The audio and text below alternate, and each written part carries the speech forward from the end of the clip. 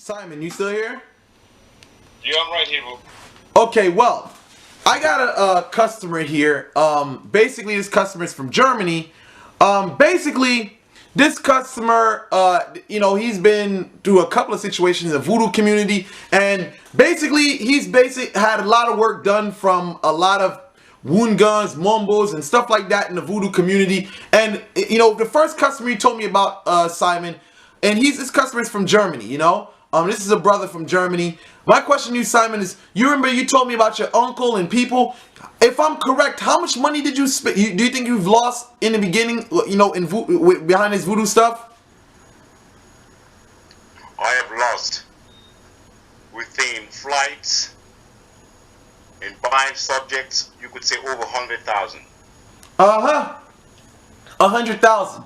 Okay, it's because I know that a lot of people say, oh, the Bokor, he's trying to ruin stuff. He talks a lot of lies and stuff like that. I don't just say the things that I say for no apparent reason. Now, I know there's this guy recently that was that was basically saying certain things about me, actually just saying things that he's done work on me and bust me up and stuff, and I came back to apologize to him. This guy here is not really about what he's saying, what he has said about me whatsoever. It's about integrity. Being loyal to your customers. This guy here, I've been, mentoring him for about a year now. Basically a year and some change. There's been times where I've actually cut prices for him. Where I've cut prices for him so that he can get certain things done. So today, it's more of in a sense of to bring a recognition to what goes on in this community. But getting back to this guy now, because I need for people to hear the story so they know what to be aware of. I would like you to explain your story behind this guy. We're not going to mention the guy's name because we don't want to give him any credit. We don't want to mention his name because this is how he becomes popular and famous. So we're not going to mention his name. Let's just talk about what he told you, what happened. Because I got him on video the other day talking about a ceremony where he claims he had 300 people throwing magic at him. And he claims that he was doing an exorcism over the internet. Please, explain what was your ordeal with him? Run the scam that he tried to get on you. Same situation. That I had a demon attack from my spiritual mother. And basically, I was finished if he did not do what he did for me. And basically, I told him I had no money. I can't afford that kind of price.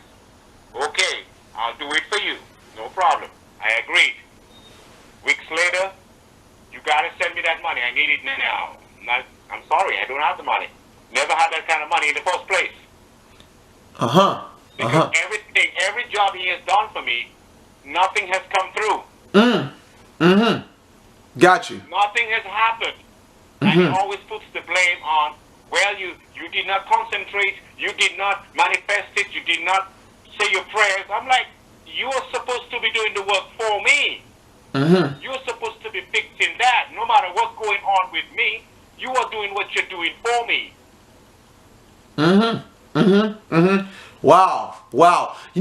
I'm going to say a little bit about this guy here. This was a guy that I kind of viewed as a friend. I didn't know really too much about this guy. I've sent him a couple of customers for readings. I didn't really know too much. There's one situation where I sent this guy a customer once, and it seemed like just something caught my attention about what he basically did. I sent him a customer for a reading. He tried to keep the customer for himself to do work for the customer. That's not what I sent the customer for. But case in point is that as time went on, I started realizing there was a lot of fishy shit with him because he was just saying certain things that just seemed too real. Not even too real, just very impossible. I don't believe anyone is 100% accurate with what they do. Maybe 75, maybe 80, but I don't think anyone is 100% on point with every job they do. No one is perfect. But as far as what I have to say about this individual, I would definitely say that you need to sit down. Because you basically going out here, I actually confided in you. I trusted you to be someone to deal with customers with integrity.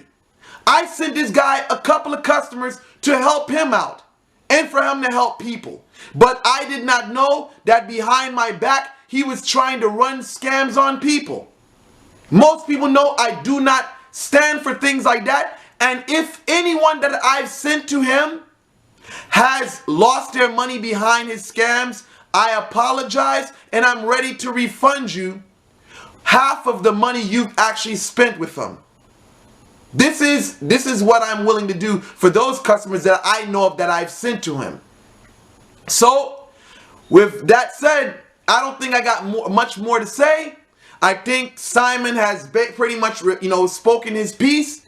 For real. It's just sad. I'm sorry. It's very sad to even think that someone that I had confided in, that I thought I could trust, was going around kicking dirt in my back and trying to steal customers from me. You should be ashamed of yourself. So when I recorded, so I'm sorry to my viewers. I want to leave this message for this guy. When I recorded that video of us talking on the phone, it was just to make you look like a fool. I basically spoke to you to let you see that my life is great. I don't have to resort to desperate things as stealing people's, saying things about people or lying to people so I can get money. That's what you do. Now look at you.